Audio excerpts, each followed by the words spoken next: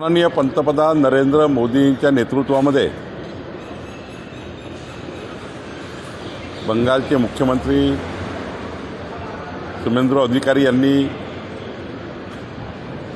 आज कार्यभार स्वीकारला। डबल इंजिन सरकार आला आहे।